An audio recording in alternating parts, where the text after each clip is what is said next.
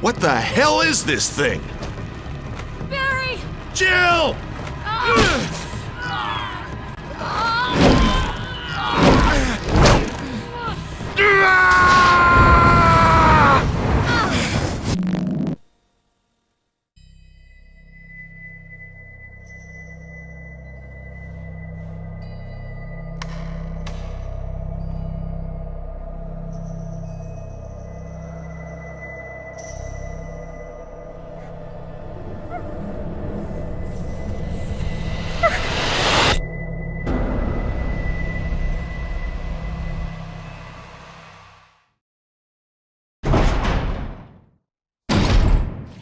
Barry.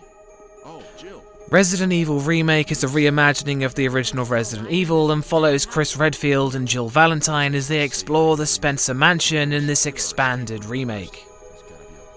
Atmosphere.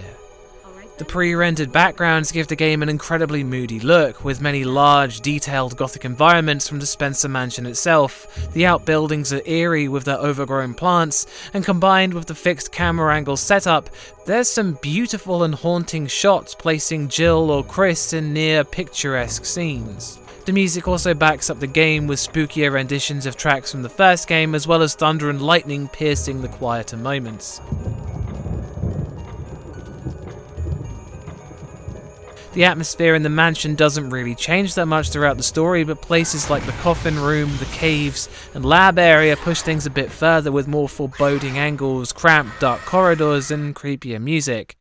The door opening scenes are a tried and true classic for increasing tension, with some of them having me inadvertently holding my breath in anticipation for what was on the other side.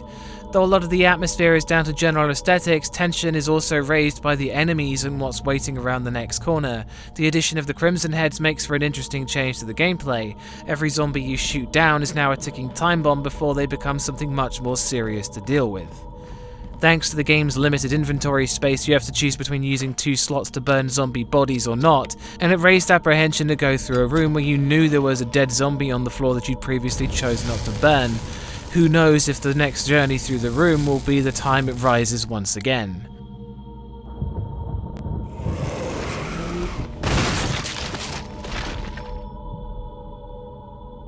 The atmosphere sticks with you from eerie silences to spooky looking environments, and whilst it's not hugely powerful, it's always there in the background.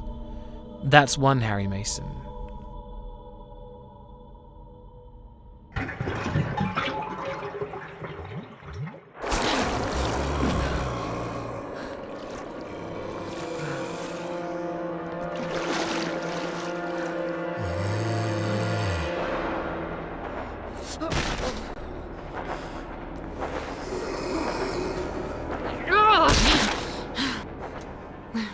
Scares. Whilst the atmosphere does an excellent job of setting things up, there's just not many cases where the game uses that tension to do anything interesting.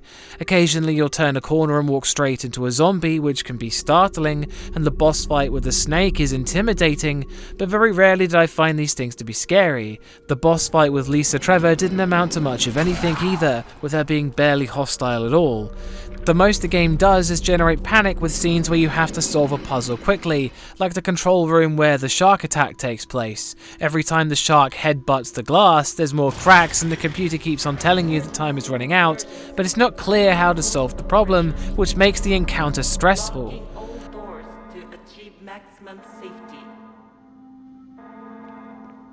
I stated in my review for the original game that the scariest thing to deal with was the tank controls, but you can turn them off in a menu in this game, which allows you to avoid zombies, hunters and Crimson Heads with relative ease. Navigating the mansion and its grounds has been changed completely with these options, and as a result I didn't find anything much to be frightened of in the game. That's still one Harry Mason.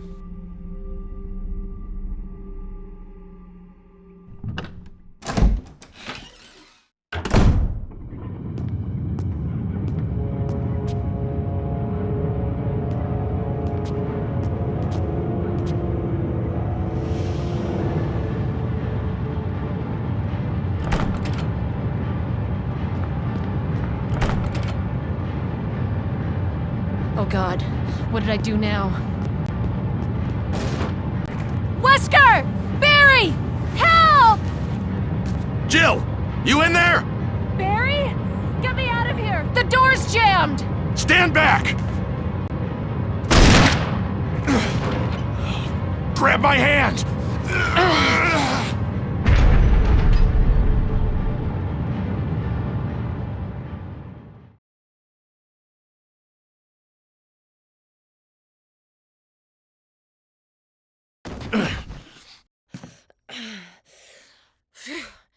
Barry. That was a close one. A second late, you would have fit nicely into a sandwich. Really? Thanks. Sound design. As stated earlier, the game has many vastly improved renditions of tracks from the original game, and whilst they're simple, the original pieces work so well at creating creepy environments that an overhaul was all they really needed, but they've gone above and beyond with what seems to be more musical passages and instrumentation in previously simpler tracks to give them more depth and emotion. Many tracks are so haunting now that it's a night and day difference from the original, while still retaining that same feeling. The sound effects aren't very memorable besides iconic things like the typewriter, turning pages in the diary, and zombie moans, but there are some things that are still impressive, like the almost distorted roar of the Crimson Heads, which allows you to identify them by sound over the normal shambling undead. The voice acting is vastly improved over the original game, but it's still working with similar dialogue, and some sentences are still a bit awkward, and characters still seem a little over the top or melodramatic. The reverb and sound environments are really well done, with a realistic spaciousness applied to all of the environments and suitable ambience from crickets in the garden to a low rumble and water dripping in the caves, which really helps the static backgrounds with immersion. There's directional audio to help pinpoint monsters, and it's accurate enough to follow Jill as she moves around the screen, but the jump cuts between changing camera angles is still a little jarring. Overall, the sound design is the kind of setup you'd expect from a remake. It preserves elements of the original whilst improving on it. That's 2 Harry Mason.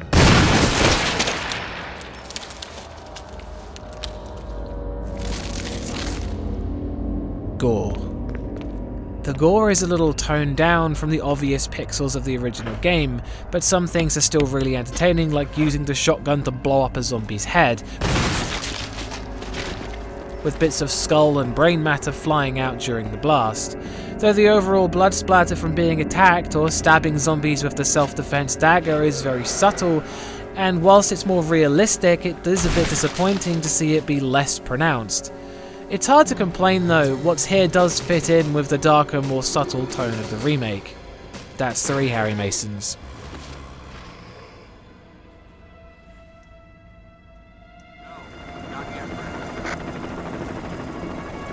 Bizarre murder cases have recently occurred in Raccoon City.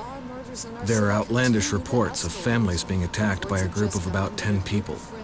Victims were apparently eaten. The Bravo team was sent in to investigate, but we lost contact. Look, Chris! Story.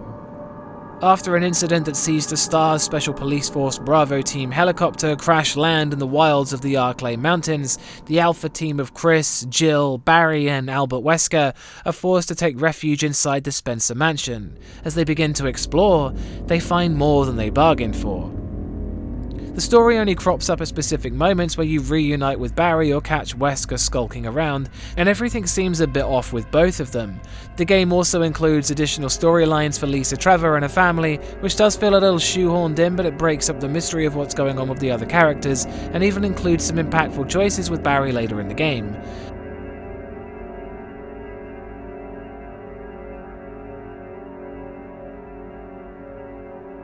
The diary entries are just as creepy as they were in the originals, since I didn't notice much change from the originals, if any.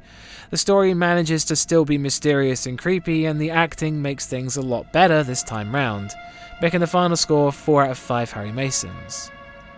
The Resident Evil remake might lose some things by allowing players to ditch the tank controls in favour of accessibility, but it doesn't make up for it by doing anything else. The game is still creepy, and the enhancements it's seen have really improved nearly every aspect of it.